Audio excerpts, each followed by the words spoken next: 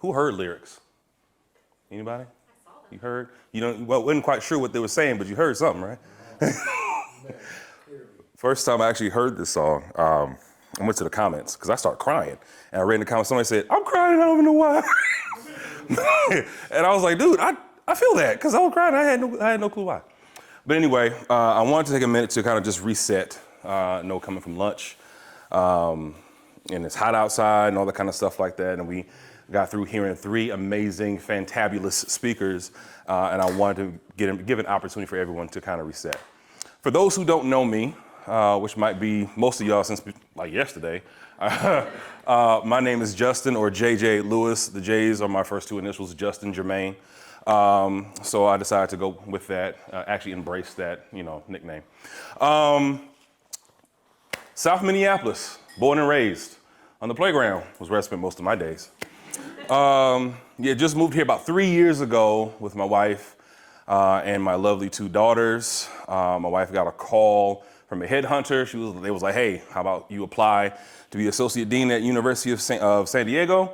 And she was like, okay, I'll apply. I don't know what they're gonna say. I said, what's the worst thing they can say? They can say no. We're trying to get out of Minnesota anyway. So San Diego's great. Let's go. And so here we are 3 years later. We're the only ones out here, so we don't have any family out here. So it took a lifetime to build a village back home, and we're still trying to build a village here, right?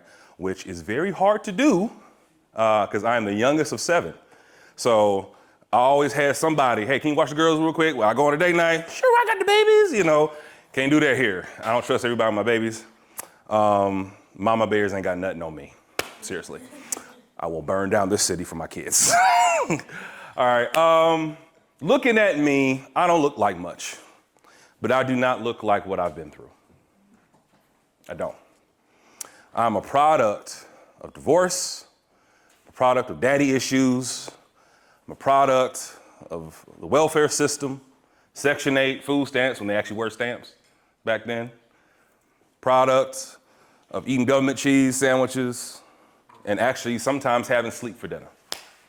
We had to save up to be poor, right?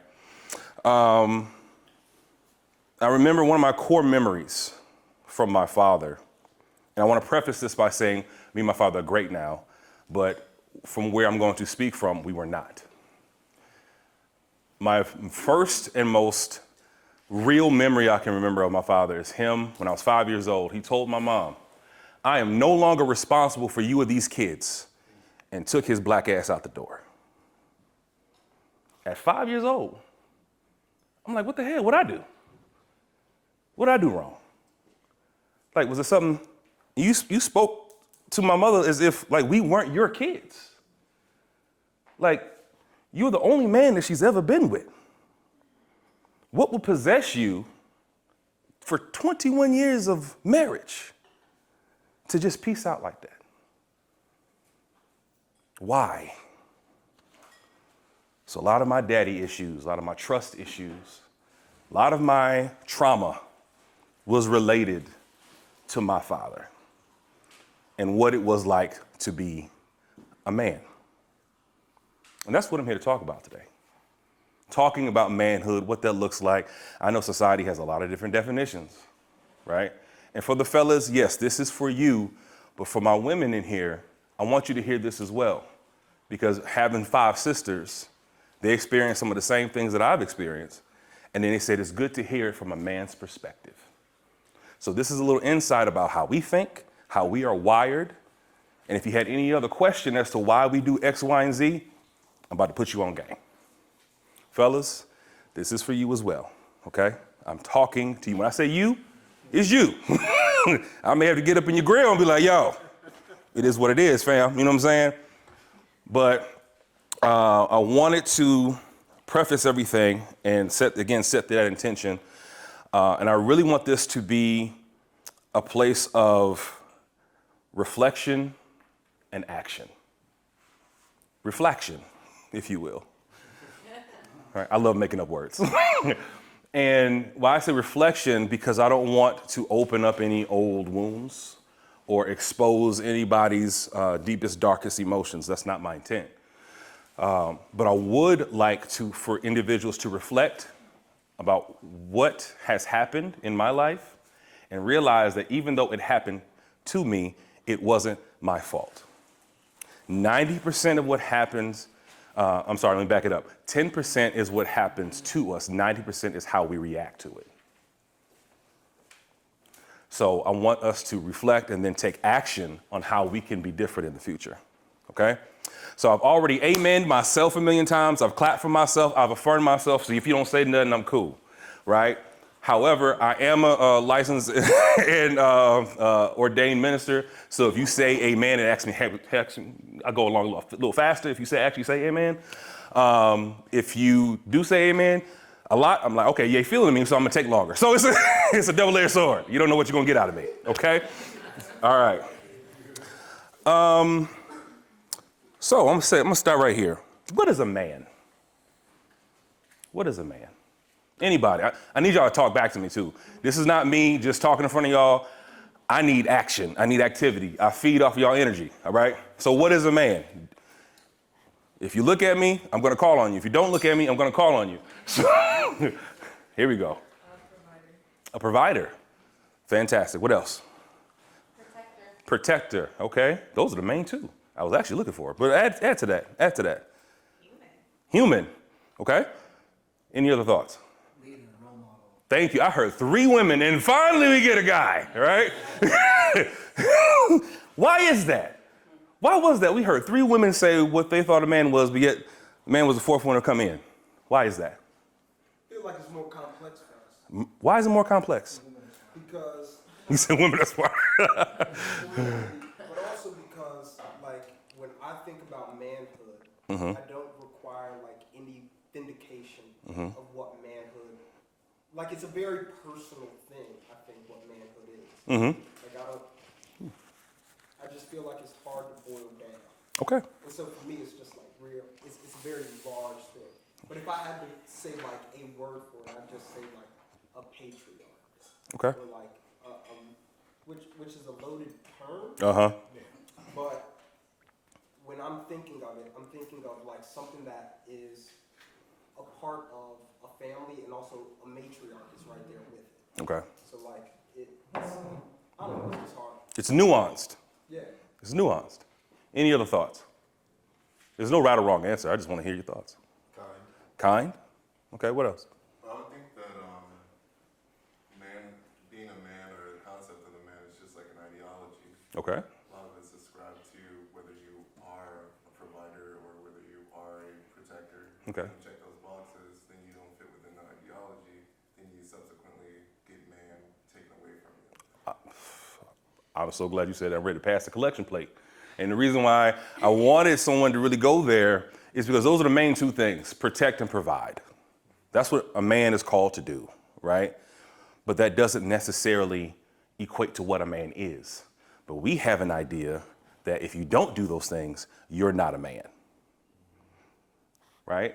You're given a specific societal definition of the actions of what a man is, and we take it as that is the actual makeup of a man. That's just the action of a man. Unfortunately, we have a lot of adult males running around and not enough men. So I got an activity. All right, so I want you all to describe this color without using the name of this color. So describe this color without using the actual name. Beautiful. Midnight. Beautiful. Midnight. Deep. Deep. Water. Sky. Sky. Right? Bold. North Carolina. Okay. I see what you're doing. Grapes. So what? Grapes? It's blue. Oh. By the way. I know it might look purple back there, so that's why I said that. It might look purple. So, but I said what I can say it, y'all can't. All right. So what's another descriptive of this color without actually using the word to describe this color? Calming. Regal. You said silence? Exactness. Oh, sadness. Sadness. Okay. So are we all in agreement with these descriptive words? No. No? Why are we not in agreement?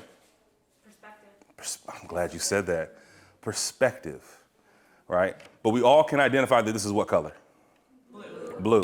All right, everybody close your eyes. I want every eye closed. Every single eye closed. Eyes closed. And I'm gonna keep it in the bag just in case y'all try to cheat. All right, so I'm going to describe a color to you. And I want you to think about what this color is. It's the color of a fruit. Okay? It's the color. Don't say out loud what you think it is. It's the color of a fruit. The greatest player of all time wore this color on his jersey. All right? It's the color of a jumpsuit. And it's also the color of the ingredient on a cheeseburger. All right, open your eyes. What color do you think it is? Yellow. Yellow? Who said yellow? Yellow. Why? Because Kobe's jersey was yellow. Okay. Cheese is yellow. Okay. Yellow is the color of the sun. Okay. And I like the sun. They're so joyous and happy. Okay. All right. You're incorrect, though. Who else thought it was yellow? Be honest. Who else thought it was yellow? Be honest. Be honest. Okay. What? Red? Red? Why red? Because of Michael Jordan. Because of Michael Jordan? Okay. All right. Who else thought it was red? Who else thought? Okay. You're incorrect. All right. Who has another color besides yellow or red? Who else? Any other colors besides yellow or red? You thought it was orange? Why you thought it was orange? I thought you were describing an orange. You thought? I don't know what player it was. Oh, what player? Okay. Who else thought it was orange? Who else thought it was orange? Okay. It better not be brown. It's orange. Right? Who's the greatest player of all time? See, here's the thing. I need y'all to hear me on this. Listen, check it out. Cheese, cheddar cheese. We just had it. See, here's the thing. I'm starting something now. And check it out. All right, the reason why I brought this up is because you automatically ascribe me saying greatest player of all time to Michael Jordan. I never said basketball player. I said greatest player of all time. I never, on his jersey. Wayne Gretzky played for the Oilers, right? Wayne Gretzky is the greatest hockey player of all time. And he had orange in his jersey. The fruit orange jumpsuits when one goes to penitentiary, right? And orange represents cheddar cheese on a burger, right? But see, you say you've been bamboozled. Why do you think you've been bamboozled? Why do you think you've been bamboozled? Because hockey is the last sport I'm thinking about. Hockey's the last sport you're thinking about. All right, who else felt bamboozled? Like, you feel like... Right, the cheese? Okay. Cheese is orange? Cheddar cheese is orange. Right? All right. So what happens is, for those who were brought up with a father, when describing blue, because you all could see it, it's easy to describe what manhood is because you see it every day. But when you close your eyes to those who did not have a father in the home like myself, and when society starts describing what manhood is, and you think you have an idea of what that color is in your head, and when you open your eyes, you feel bamboozled. Because what I've aligned myself with is not what society has aligned themselves with. And so now I'm feeling dejected. Now I'm feeling out of place. Now because I can't provide or I can't protect, and I'm gonna share a piece of my life because I'm an open book. April 6, 2023 was one of the worst days of my life. That's the day I found out I was diagnosed with stage 2 colon cancer. At the time, I was 38 years old. I'm like, what the flying fig Newton is happening here? April 6, 40 days later, on my daughter's 5th birthday, I'm having a surgery, a 4-hour surgery to remove a foot of my colon. I missed her preschool graduation. I missed her birthday party because I'm in a hospital. And what made matters even worse was the fact that before I went on medical leave at my job, I had to help our executive director write and sign a notification that my entire department is being laid off, including me. Wow. Oh my God. I'm like, God, pick a struggle, bruh. Like, I get what you said in the book of Job, but my name is Justin. It starts with a J, but you got the wrong J. So what happens when your ability to protect because I couldn't lift anything over 10 pounds for 6 weeks. I could barely laugh, I could barely cough, I could barely breathe. You have no idea how much you need your core until you can't use it. So I couldn't protect my family, and I damn sure couldn't provide. So what do I do now? The two things that make a man I can't do. Am I a man anymore? I had to ask myself that question. Because if those are the two things that you hold dear that make you a man, you're not a man to begin with. Amen. You're not. Stop letting society trick you. Running okie doke, holding orange where you thinking red the whole time. Holding orange where you thinking yellow, thinking green, thinking purple, thinking polka dot, hot pink, whatever it is you're thinking. Because society, what they do, they'll move the goalposts. It might be orange today, but by next week, it could be something else. It could be zebra stripes. Because society is going to always put itself in an advantageous position to make you feel like you're inadequate. That's the plan, to keep brother down. You gotta provide. You gotta protect. What does providing even look like? What does that look like? Hard work. What did you say? Hard work. Hard work. Support, stepping up. Emotional support. Emotional support. Stability. It's not until recently I found out about emotional support. What's stability look like? Like financial, right? That's the main thing. And I had a conversation with God. Yes, I talked to God the same way I'm talking to y'all right now. I was like, dude, I don't know about this finance thing, man. I can't seem to make it work. It's hard for me, man. I'm laid off. I ain't got no job in the most expensive county in the country. Arguably the world outside of Dubai. Like, my goodness, like, gas is $700 a gallon. Bologna is $22 a pack. I'm hungry. Like, this is expensive here, right? And now we're living off of one income, and I can't even get my girls up in the morning because I'm too weak. God, what is happening? What's up with this provision thing, man? And you know what he told me? He told me like this. This is how he talked to me. He said, look, you grew up in the church. I was like, yeah, I grew up in the church. You're right. You were there. And he said, remember all those sermons them pastors was talking about, especially during Father's Day, how Adam, you had to be ready for a wife. He was ready for Eve. He had a job and all that kind of stuff like that. He had to be prepared. He had a place to stay, blah, blah, blah, blah, blah. I said, yeah, I remember that. He said, let me ask you a question. I said, all right. How many seeds did Adam plant in the garden? Not a one. He said, Justin, I am the provider. Don't sit in my seat. I give you the ability to contribute to the household. You can't breathe without me, dude. How many hairs are on your head? Were you there when I formed you? Were you there when your grandfather formed your father? Were you there since the beginning of the time? No. So I had to realize and I had to let go of society's idea of what providing and protecting looks like. I was still, even in my most weakest state, I was still able to protect my family. Why? Because if anything went down, I still had a phone. I could still call 911. I can manage to look out the window, to see what was going on. I can manage to get downstairs and if, the most heartbreaking thing for me though, we have a ritual in my house when I come through the door and my girls just started doing it. One day they did it ever since they was really young and they kept doing it. They run and jump into my arms.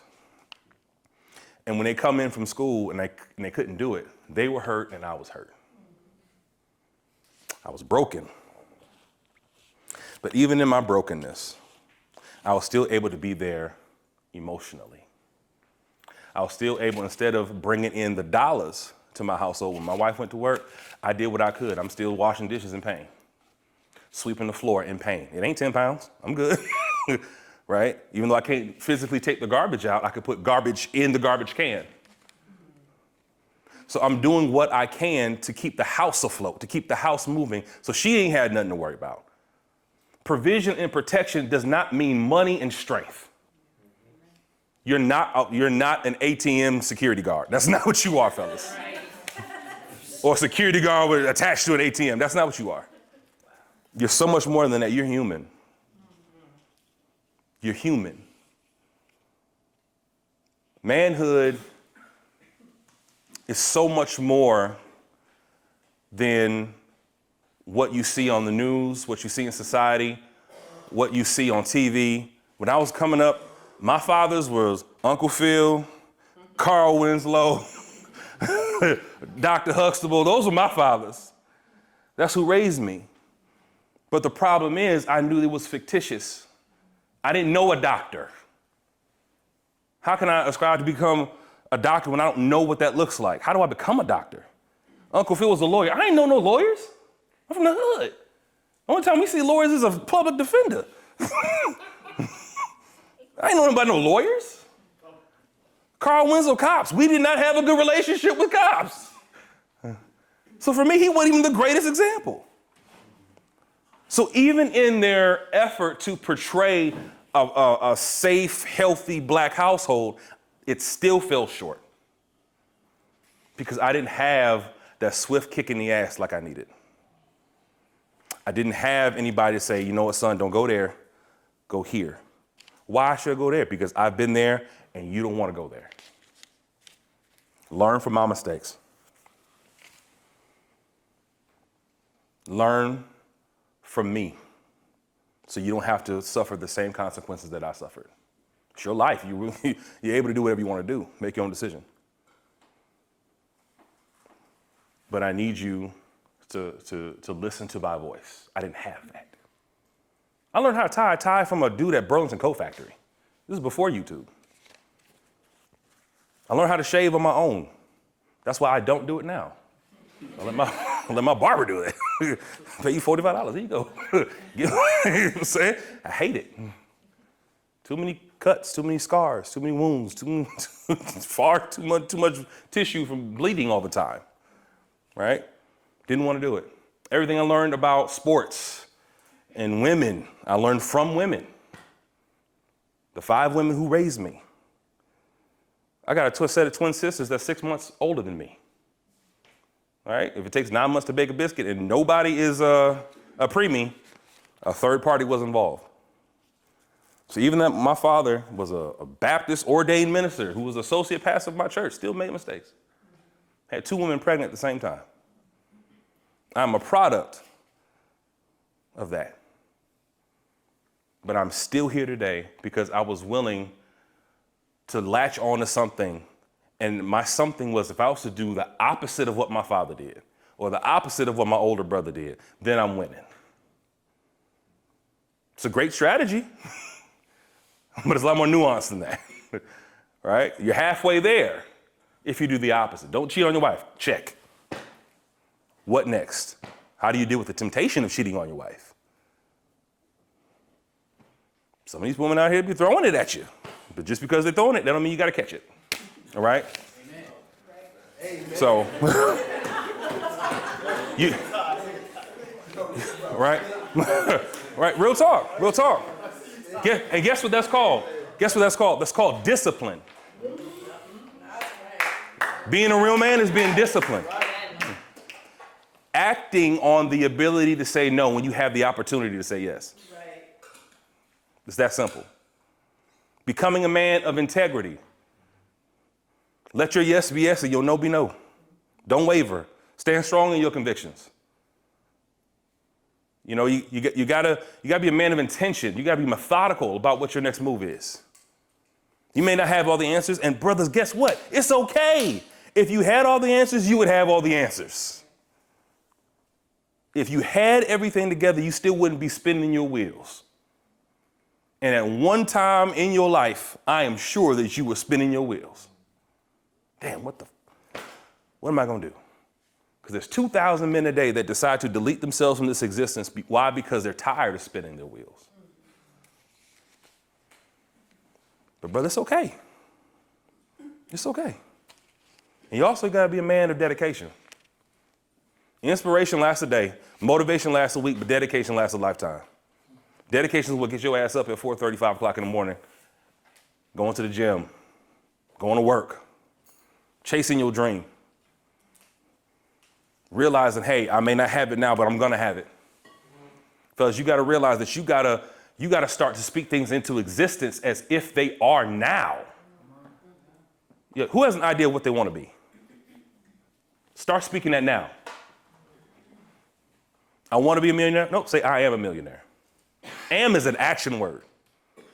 Am is a verb. That's why my Instagram handle is I am JJ Lewis, because I am. Whatever I say I am, I am. Am is living. Not I was, not I will be, I am. You gotta be bold enough to look in the mirror and say, I am better than this. I am better than my circumstances. I am a healing man. I didn't say healed. I said healing. Because guess what? Manhood is not a destination. It's a journey that you will not complete until you're no longer with us. It's a journey. If you are the same person 5 years ago that you are now, you just wasted 5 years of your life. You got to be willing to change. Like just like Rissa said, if I was to show some things that I was doing back in my day, ooh, Jesus, I'd probably get arrested. What's the statute of limitations in California? Oh my gosh. But we all come from somewhere, right? We all have our own vice. And I want to know, I'm gonna do another activity. Anybody allergic to latex? Not like that, but I got balloons. So anybody allergic to latex? Get your mind out the gutter. You'll get a rash, even if you breathe it? Okay, you can touch it? Yeah. Okay, who else is allergic to latex? Not like that? Okay, all right. So don't blow into yours, you ain't dying, okay? So I got some balloons here. Take one and pass it around.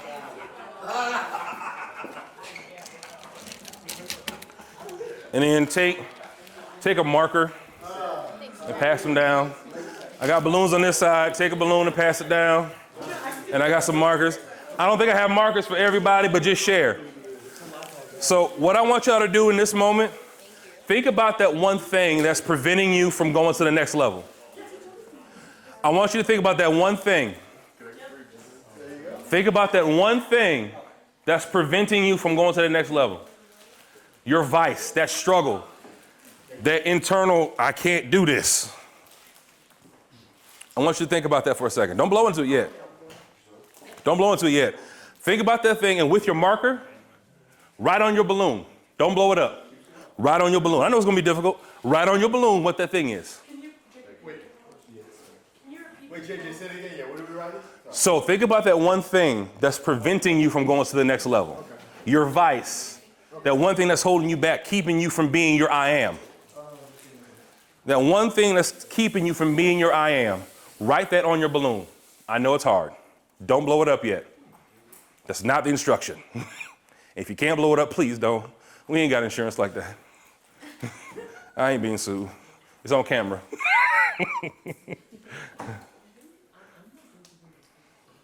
And while y'all thinking about it, I'm gonna let my man AJ play in the background.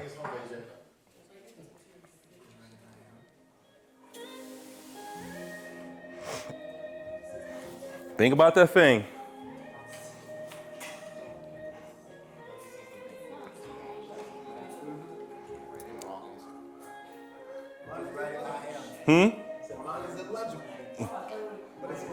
It's there.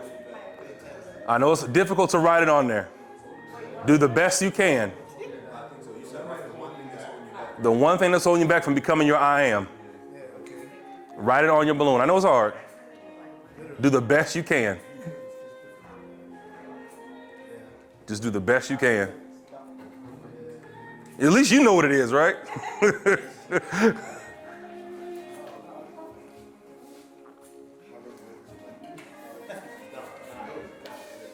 If you don't have a marker and you're finished, please pass it to someone who does need a marker.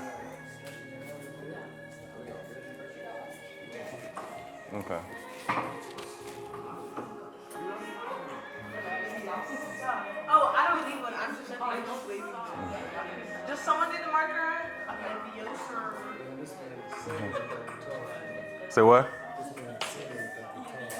Oh yeah, oh yeah. If you notice how he's playing, he plays with a slider. Yep, yep.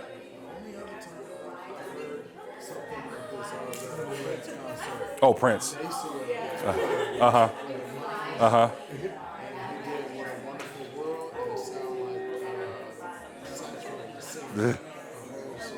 Yeah, yeah. You can hear it, but you don't know what the words are, but you hear it. You hear it. Yeah, yeah. This dude's the truth. Like I listen to him a lot. Like even when I'm at my desk at work, I'll play it in the background. His name is AJ Gent. He spells it G-H-E-N-T. So AJ Gent. Yeah. All right, who needs more time? Nobody? Okay. All right. So, y'all all have completed the first step of this activity. Now I want you to blow up your balloon if you can. Blow it up.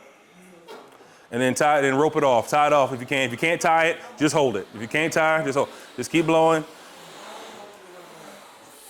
Keep blowing. All right. Don't let it get too big till it pop. If you can tie it, tie it. If you can't, just hold it. All right. Now, I want you to look at your balloon. Where's your writing? It disappeared? It disappeared? It disappeared?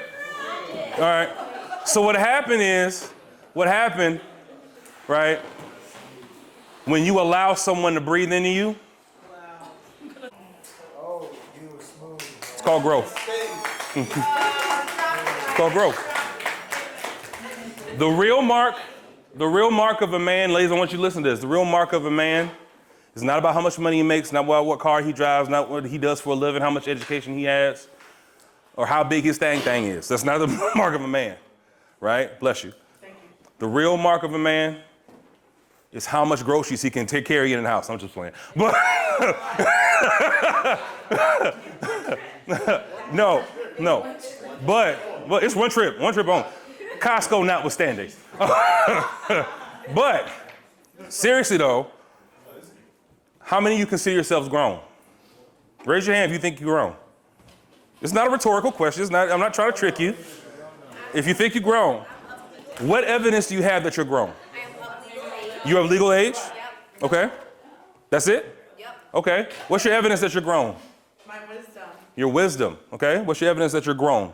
My mom let me sit at the grown folk table. Oh, that's very important. Very important. What's your evidence that you're grown? That I know I still need to learn. That you still need to learn. What's your evidence that you're grown? I was gonna say that. You gonna say that too? So there's two words that are hidden in the word grown. And you know you're grown when you have the ability to grow, G-R-O-W, and own, O-W-N. When you can grow and you allow someone to breathe into you, hear me, when you allow someone to breathe into you, no man is an island. Everybody needs somebody. We were created to be in community. Everybody needs some kind of connection. Amen. How on earth is Kobe Bryant, even though as great as he was, he's shooting jump shots at 3 o'clock in the morning. Guess somebody was there rebounding for him. He still had a trainer. As great as Steph Curry is, he still has a shooting coach. That man can shoot an Altoid into a bottle from 50 feet. But he still has a shooting coach. No man is an island. You can't do it by yourself. So when you allow someone else who may know more or is maybe on the same level as you, it doesn't matter, to breathe into you, to encourage you, to help you.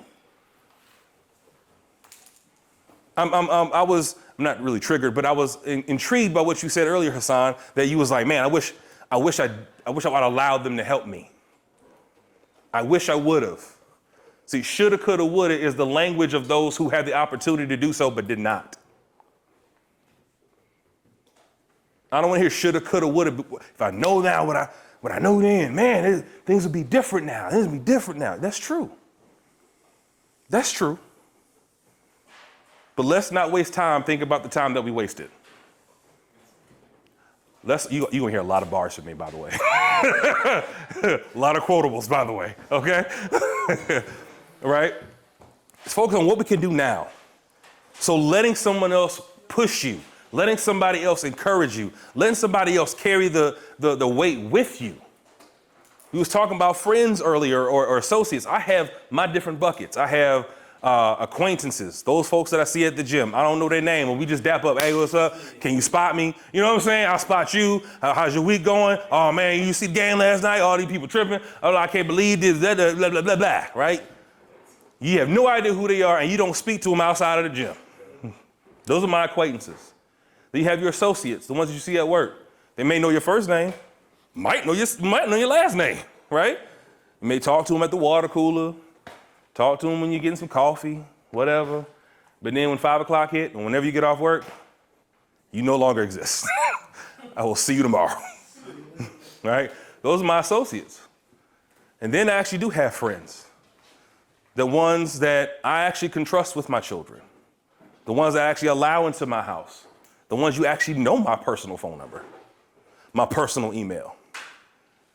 Those are the ones that I consider friends. And then I got my roots that knows where the bodies are buried, metaphorically. I had to say that because I'm on camera and I'm being recorded. I got a mic attached to me. I ain't did nothing. I'm clean. That was a metaphor. Right? Who knows where the bodies are buried? Right? And in that relationship, I can tell them without any judgment or without weaponizing their emotions, I can tell them, hey, you wrong in this instance, and this is what you need to do, bro. And then the expectation is that they do the same for me. It's called iron sharpening iron. Who's ever heard that before? Okay. Me and Brian were talking about that. I'm gonna break down a little bit of context behind that. That is a scripture, by the way, if you didn't know that. Okay. But in order for iron to sharpen iron, first of all, iron has to be forged. And it's only forged by fire. You gotta go through some shit. You gotta go through it. You gotta withstand the flame so you can be hardened enough to withstand the strikes of a sword. And then when that iron gets hit in the other iron, friction happens. Sparks start to fly, but it's for the better. You may not like what I'm about to say, or we're going to say, or the actions but it's making us better. It's making us better. Each time I chop, it's making us better. I'm getting better, you getting better. I'm getting better, you getting better. I'm getting better, you getting better. And all of a sudden, now we both have our weapons sharpened. And we can go defend our communities, our families. We can defend our own selves. We are sharpened enough to go to war for each other. You got to be able to grow. Who here loves plants? Plants, like planting, gardening, that kind of stuff. My thumb is just about as green as my face, right? I'm trying. I haven't killed the couple plants that I have. I'm doing great. They're a little yellow, but I'm doing great. They're still living, right? The thing I know about plants, and the only thing that I know about plants, besides the fact they need water and sunlight, some of them, that's weird, is that when they get too big for their current environment, you have to move them to a bigger one and add more soil so they can continue to grow and thrive. There's no comfort in the growth zone. There's no growth in the comfort zone. You have to get in unfamiliar territory in order to really grow. You have to be in places where you're like, I need to call my boy. I need to do this. I need to do that in order to actually grow. Right? I found out what a bonsai tree actually was. For the longest time, I thought bonsai was like the type of a tree. Come to find out, bonsai is actually how they trim the tree. An oak tree can be bonsai. A redwood can be bonsai. Any tree can be bonsai. But see, you intrigued like I was. You got the same look. I was like, what? But the thing is, how they snip the roots at whatever particular angle at a certain age of the tree that prevents them from being their full selves. That's what bonsai is. It could. That's what bonsai is.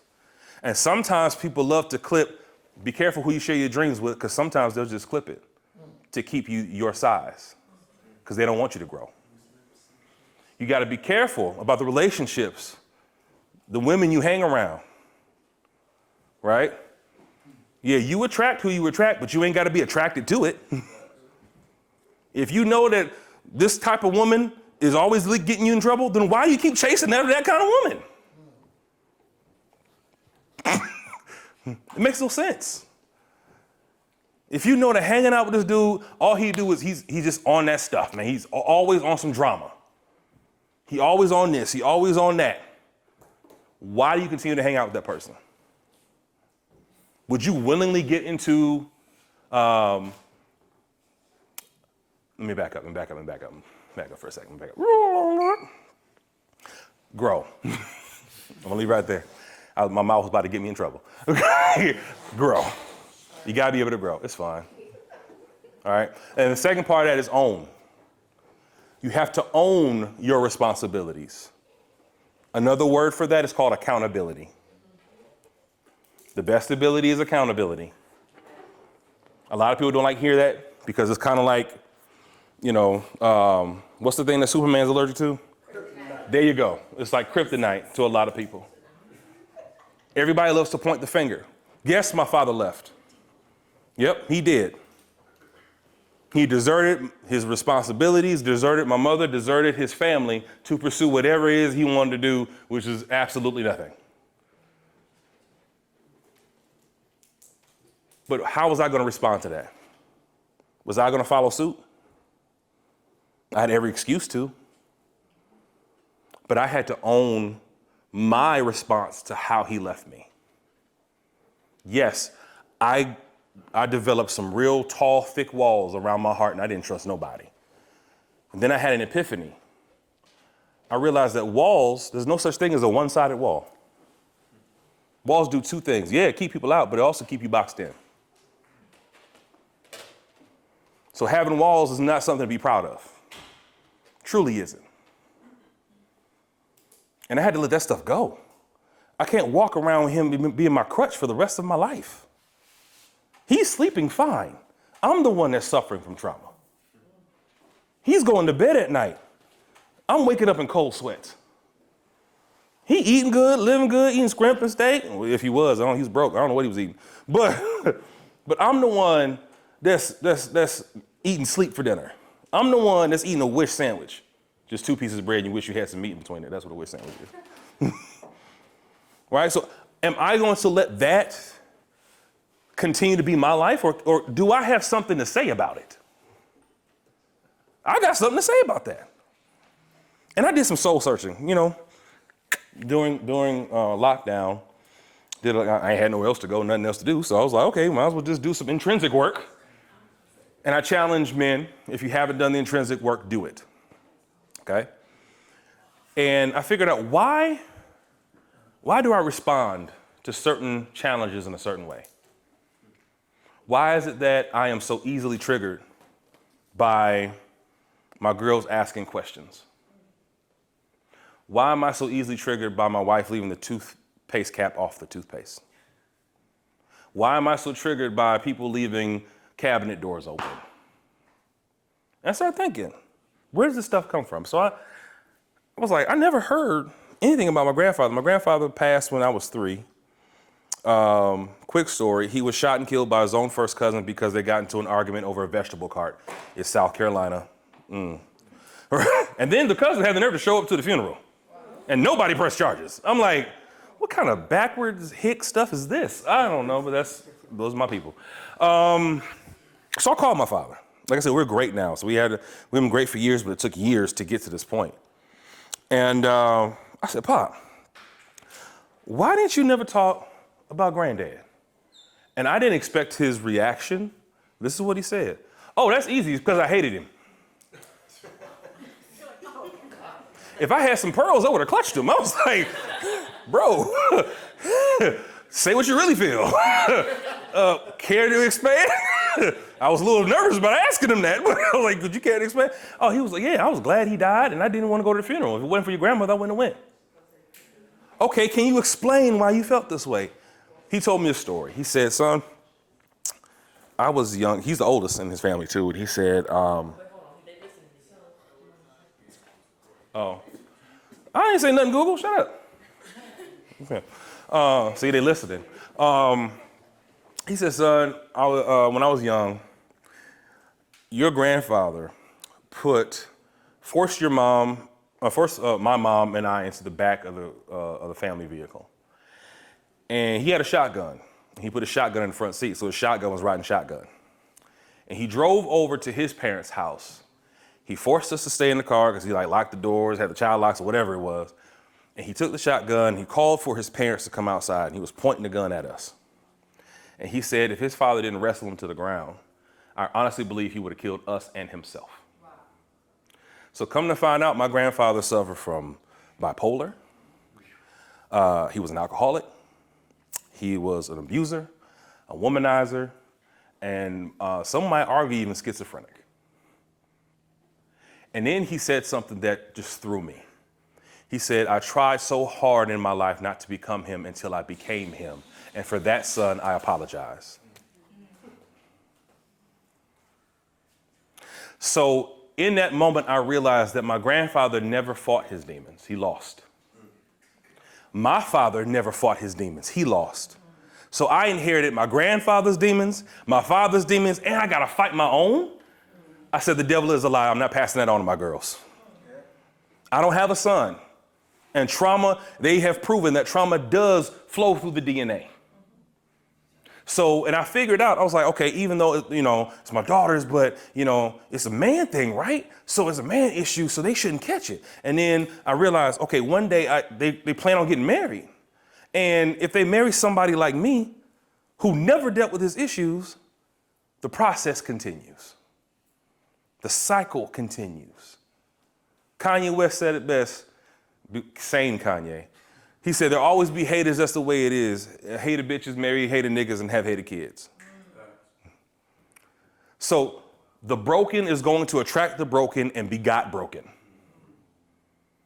It has to stop somewhere. Men, will you stop it? You gotta be grown, you gotta grow, you gotta own. You gotta be willing to do that. It's a lot of hard work, it's dirty. And some of you are probably more convinced about living the life with pain because it's familiar. See, going through therapy, it's painful. But I realized I'd rather go through a short-term, more intense pain than to continue to live with the pain that I've been living with my entire life. It's a sacrifice. It's a sacrifice for my wife. It's a sacrifice for my kids. I'm still figuring this out. I've been married almost 12 years. Still figuring out how to be a good husband. I ain't never had no example, for real. Still trying to figure out how to be a father. Again, five years old is my core memory. I ain't leaving. I'm not. I ain't going nowhere. I don't care what happens between my wife and I. She'll be fine. She'll be all right. But I'll be damned. These are my kids. I'll fight 10 killers and devil himself for my kids. I can guarantee you they ain't gonna win. And that's the reason for my why, even with authoring my book, because I had to tell my story. But in the midst of telling my story and talking to other men, I realized it was that Spider-Man meme. Everybody pointing at each other, and everybody like, okay, you're Spider-Man, I'm Spider-Man. You going through that same stuff? I thought I was alone in this. I thought I was by myself. I thought nobody knew what I was feeling. I don't have all the answers either, gentlemen. I don't. But if you got some answers, I got some answers, let's figure all these answers together. No man's an island. You got to be able to grow. And manhood is a journey, not a destination. I could go on and on and on, but I know we got stuff to do. So that's it. That's all I got for you. And I'm sorry, ladies. I'm sorry, ladies. I'm sorry. Please don't get me. I got a copy of my book for all the fellas on me. If you want me to sign it, I will. But if you don't, all right. Let's get a group picture with Justin. We'll get a group picture with Jermaine. They ain't got no questions? No questions? Yes. I love this balloon activity to really demonstrate what you're talking about. And with this iron sharpening iron piece, I recognize the power of men being in relationship with other men who can breathe into them, breathe life into them. But is there a role, what's your perspective on the role of the feminine partner in being another iron sharpening iron, or does it work differently for you in terms of how you frame that? Nope. Excuse me. I believe that both men and women, I think women's emotional acumen is higher than men's because society has conditioned women to be more emotional and men to be less emotional. Case in point, there was a time where women stayed at home, raised the kids because they're nurturers. Men went to work and then went to war, right? Society cared nothing about the actual role of a man. They just wanted the body of a man to fight wars and go to work. They didn't care nothing about the body of a woman. They just wanted the role of the woman to be a wife and a mother. Now we've gotten to a switch where women is like, no, I'm more than a wife and a mother. And fellas like, I'm more than a worker and a warrior. I want to feel too, right? So I think men need to up their emotional acumen, and it starts with self-work. And if a woman already knows where she's at emotionally, she can support him. But I'm gonna break it down and give it something even easier. When it comes to sharing feelings and actually being in a safe space, there's supposed to be no judgment and no using of, no weaponizing those emotions, okay? And if the man does not feel comfortable to do that with his woman, y'all have to have a different conversation. Amen. You do. Because it could be that he may have felt in the past that you have weaponized it against him. Women keep receipts for real. Y'all remember what y'all did on January 16th, 2008? Hell no. I don't remember what I did last week. What you talking about? And so the Bible says the true love holds no record of wrong. So if you are really down for him, what he did yesterday shouldn't really matter. In that moment, your feelings, and vice versa, do not matter when someone is telling you and expressing how they feel. If you hurt them, if you backed over their foot with your car, you can't be like, well, your foot shouldn't have been there. No. It's like you ran over my foot, even though it was unintentional, the shit still hurts. And I need you to stop being in your feelings and realize the pain that I'm feeling. What the worst thing that a man can endure from a female partner is when he's expressing it and then she flips it and makes it about her in the moment. So if you feel yourself doing that, calm it down and be like, all right, just listen. And what actually helps me in the communication with my wife, I use the 3 H's. Do you want to be helped? Do you want to be hugged? Or do you want to be heard? Because when she gives me an answer, that lets me know which bucket to do. Right? So you can use that with your male partner as well. Do you want to be helped? Do you want to be heard? Do you want to be hugged? Or a combination of the 3. Okay? Any other questions? I hope that answered your question. Okay. Yes, sir. One question, just a comment. 2 points. My bad. My balloon was the one that came out. It's all good. But it's the comment about the balloon. I think this was a highlight for me personally. Just the whole process of it. You're saying, think about the one thing. Think about what you want to be. Think about what is holding you back. And it's difficult to ride in the balloon. And I was like, man, I thought so hard about that thing that's holding me back. And then you got to stretch the balloon and try to make it. And I found a way to write the word that's holding me back. And I was even like, I did it. But just that focus on what is not me. The focus on like what's keeping me down. That was a big deal. And I was even proud to say, hey man, look, I wrote my word down. And then we blow it up and the word disappears. And I'm like, oh snap. But the revelation or the whatever comment is like, okay, I had put so much effort into what's holding me back. And then when I blew the air inside of it, It went away. Didn't matter. So I was like, big up to you. Thank you. Yeah, that was a nice. Thank you. Nice exercise. Any other comments, questions, concerns? You didn't really touch. I appreciate all what you were saying. I think you didn't even touch fully on how you integrated yourself back in a relationship with your father. I think that's another conversation. But I'm just curious, like, when that isn't necessarily an option to tap back into that whole other side of your like ancestry and like family history, like, do you feel like navigating that and like trying to search for that answer is even worth your time, or doing that own shadow work to like start on what you can forward? Is like Start with your own shadow work. See, everybody has their own journey. Thankfully, my father's still here, and we had that connection where I can call and ask that question because I never knew, right? If you don't have that, then you can be like, you know what, just still start with the self-work and recognize your own triggers, right? What makes me tick? I have something that I'm developing called I did, right? So I meaning identity, right? D meaning discipline, other two I's meaning integrity and intention, and final D meaning dedication, right? And so within that identity piece, you have to ask yourself the hard questions. What makes me tick? If I take away, I'm talking about me personally, I take away the fact that I'm a husband, a father, I'm educated, I'm a licensed ordained minister, I'm the youngest of 7 kids, I'm from Minneapolis. I take all that stuff away. Then who am I? Then what? And there is where you can start. You got to strip yourself of all of it. And that's why I'm so vulnerable. I like to come up here naked, metaphorically. Because I realize that in my vulnerability, in my willingness to bear it all, others find freedom too.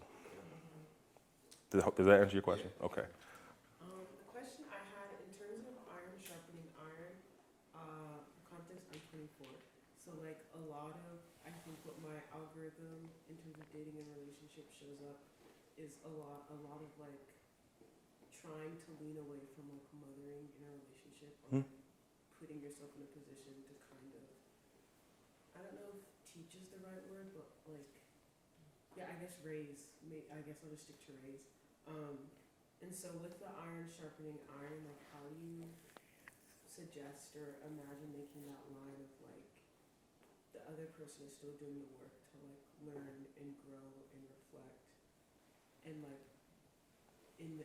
assuming that they're in a relationship, like the woman is still uplifting but not in a like mothering type of like fixing you or like you don't have to do anything but exist and I'll do all the work to make you grow.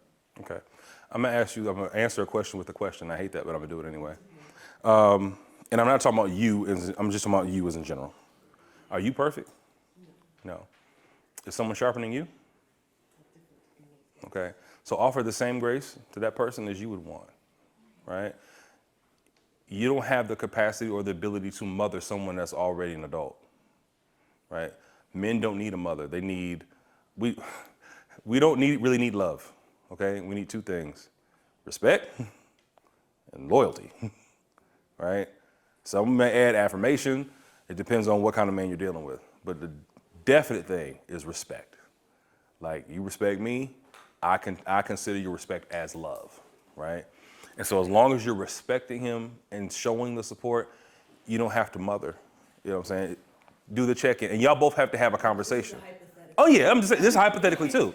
You still have to have the conversation, and you both have to be willing to come to the table and have that conversation, right? And be like, this is how we're gonna operate, right? And I'm gonna have the check-ins, right? And you have check-ins with me, and then we see where we are on our goals together. When people say, and I hate this, and thank God I'm married because I would suck at dating right now, and I'm sorry if the dating pool is filled with urine, and blood too, like, but I hate when people use the term, what do you bring to the table? Can't stand it. And the reason why is when you say, what do you bring to the table, that is inferring that you already got it all together. That your table is already set. I don't want your table. How I see it, if you got some wood and I got a hammer and nails, let's build a table together. And then we'll set it. I want to build with you.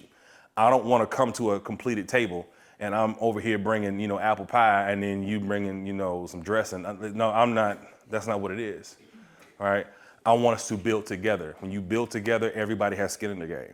And so you have to be willing and adult enough to both have that conversation about your dreams, your aspirations, and what we're going to do to get there. Mothering is not necessary. Say again? You want to be a partner, not a sponsor. Exactly. Exactly. Any other question? Somebody have one? You have one? Yeah,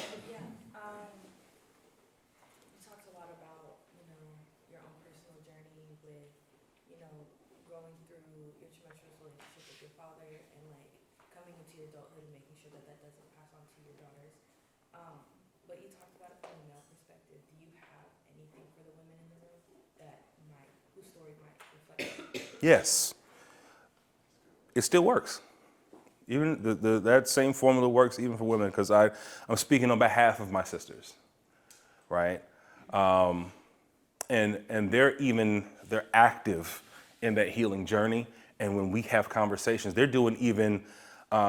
using me kind of as like a case study, if you will, because they'll call me for advice, but when I'm talking to them, they actively try not to speak over me.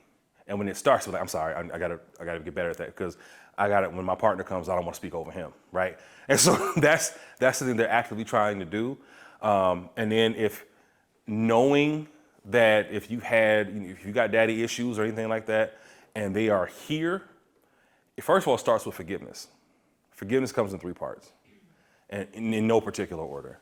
Forgiveness of self. Forgive yourself for being pissed for so long, right? Again, that person sleeping well at night, you ain't. So forgive yourself for that. Number 2, forgive the person. The person doesn't have to be in the same room. They don't have to be living to forgive them anymore, right? And then 3, asking God for forgiveness, or whoever you serve as your creator, asking them for forgiveness, right? For holding on to that. Because the thing is that forgiveness, and that's the freedom for you. And once you were able to come to that, that's where I started, was forgiveness. Like, I actually had that real knockdown, drag out conversation with my father. And even in that, I knew that he wasn't going to apologize. I knew that he probably wasn't even going to recognize what he did was wrong or remember what he did. I didn't care, because I read the receipt. This is what you did. And you can't, if you deny it, that's on you, but I still forgive you. I still forgive you. So that's where it really starts, is true forgiveness. And true forgiveness is remembering, but remembering without hurt. If you remember and it still hurt, it's not true forgiveness. That's why I can talk about my dad. I don't feel it no more. All right. Any other questions, comments, concerns? All right. Love y'all. Thank you.